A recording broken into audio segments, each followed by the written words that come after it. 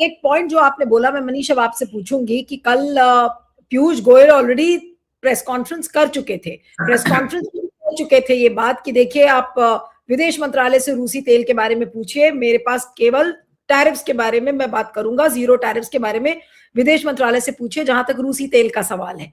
लेकिन ये जानते हुए अगर अर्नब ने अपने स्पेशल इंटरव्यू में फीचर करके और एक तरीके से पीयूष गोयल को रोस्ट कर दिया, रोस्ट यानी कि पूरी तरह से वो रोस्ट हुए, क्योंकि वो बार बार जिस तरीके से सवाल को पूछ पूछ कर जो आंसर वो उगलवाना चाह रहे थे, जो उत्तर वो उगलवाना चाह रहे थे, उस उत्तर पर पीयूष गोयल ने कुछ नहीं बोला। लेकिन अर्नब गोस्वामी ने कल ये जरूर साबित कर दिया कि अब मैं तैयार हूं, जितने मोदी जी के लाडले मंत्री हैं उनको मैं इसी तरीके से अब उनकी खिंचाई करूंगा और उनको दिखाऊंगा कि क्या होती है असली पत्रकारिता। ये वो मंत्री हैं जिनकी कोई मीडिया ट्रायल अभी तक नहीं होता था, उनसे सवाल ही नहीं पूछे जाते थे।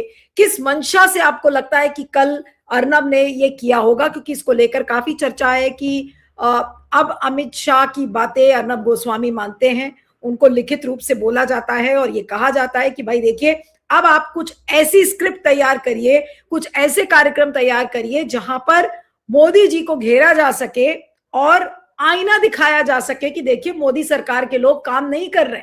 क्या ये आपको एजेंडा लगता है अर्नब गोस्वामी का? असल में देखिए, व्हाइट हाउस ने केवल मोदी को कंट्रोल नहीं किया है, व्हाइट हाउस ने अंबानी और अडानी को भी कंट्रोल कर लिया है। तो इसका मतलब यह है कि अडानी अंबानी कंट्रोल करने का मतलब यह है कि मोदी की जबान पहले बंद होगी, उनके मंत्रिमंडल की जबान बंद होगी, जो वाशिंगटन डीसी बोलेगा वो बोलना पड़ेगा। गोदी मीडिया भी अडानी अंबानी पे ही निर्भर है, इसको आप गोदी मीडिया बोलते हैं, वो भी अडानी अंबानी पे ही निर्भर है। तो अब इसका मतलब ये है कि अंदर से भी एक डिबेट चलवाया जाएगा। गोदी मीडिया के भी एक हिस्से को वाशिंगटन डीसी ने अडानी अंबानी के माध्यम से उसको ठीक करना शुरू कर दिया है। यानी कि मोदी सरकार को न केवल कंट्रोल किया गया है, बल्कि आप देख लीजिए कि ये अर्नब की हिम्मत ही नहीं हो सकती है। ये केवल इतनी बात नहीं है कि वो अपना चैनल का वो उसकी आर्थिकी को ठीक करना चाहते हैं। ये एक सवाल था जिसमें वो अर्नब कोशिश कर रहे थे कि उस हिस्से में भी थोड़ा प्रवेश किया जाए, जो एंटी मोदी भी है उसको भी थोड़ा लाया जाए, नहीं तो हमारा लिए संकट खड़ा होगा। लेकिन बात उससे अब आगे बढ़ गई है।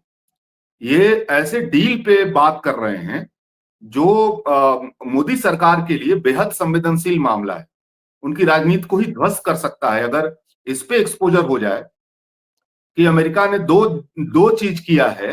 एक, अमेरिकी माल से भारत के बाजार को पाट देना, दूसरा रसिया से भारत के संबंध को खत्म कर देना। ये दो सेंटर पॉइंट है और इसमें से किसी भी सेंटर पॉइंट पे गोदी मीडिया की हिम्मत कैसे हो सकती है सवाल करने का? ये दो सेंटर पॉइंट पे तो बात करने की कैसे कोई हैसियत हो सकती है उसकी? तो मेरा ये मानना है कि अडानी अंबानी के जरिए ही मोदी को भी कंट्रोल किया गया है, उसके पूरे मंत्रिमंडल को कंट्रोल किया गया है और उसके जरिए फिर अब गोदी मीडिया को भी, जो सबसे ज्यादा मोदी सरकार का जो सुरक्षा चक्र है वो मीडिया है। ये इस मीडिया को कंट्रोल किए बगैर मोदी की राजनीति पे कोई को संकट में नहीं डाला जा सकता है, मोदी को और ज्यादा कंट्रोल में नहीं लाया जा सकता है। अगर भारत में बल्ले बल्ले होता रहेगा तो अमेरिका उसको, मोदी सरकार को उस लेवल पे कंट्रोल नहीं कर सकती है। यहां राजनीति को भी अगर डाउन नहीं करेंगे, यहां मोदी सरकार के वास्तविक उसके संकट को यहां भारत के अंदर खड़ा नहीं करेंगे तो ओवरऑल कंट्रोल करना थोड़ा मुश्किल होगा। हमको लगता है कि ये वाशिंगटन डीसी से एक और पहलू लिया गया है कि यहाँ के मीडिया को भी, जो घनघोर मोदी समर्थक बना दिया था अडानी अंबानी के माध्यम से उनके पूंजी के बल पे, तो चूंकि उस पूंजी को भी अब टैकल किया गया है, उसको भी अब कंट्रोल किया जा रहा है। अब वहां से भी आप देखिएगा एक एक करके कुछ आवाजें आएंगी और ये जो अर्नब का सवाल है ये चकित करने वाला सवाल है। आप बताई थी तो मैंने तुरंत देखा, वो चकित करने वाला सवाल है। इतना तो जनरली आप समझिए कि नॉर्मल मीडिया भी इतना घेरता नहीं।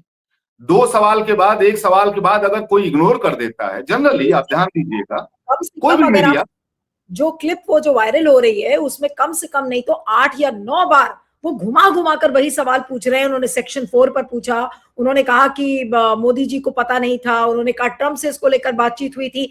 हर अलग अलग एंगल से अर्नब ने उस सवाल को पूछने की कोशिश किया। यहाँ तक कि अर्नब ने पूछा कि आप इसके चलते रशिया से अपने संबंध बिगाड़ लेंगे क्या, ये भी सवाल पूछा उसने। बिल्कुल बिल्कुल बिल्कुल।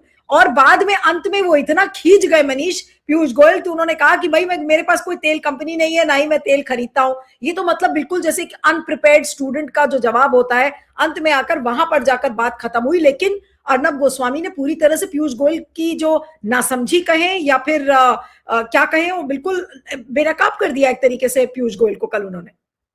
नहीं, ये आमतौर पे अगर कोई किसी मंत्री को अगर कोई पत्रकार ऐसे पूछता, गोदी मीडिया का अगर मान लीजिए पूछता भी 2 बार, तो वो डांटने वाले अंदाज में आ जाता है।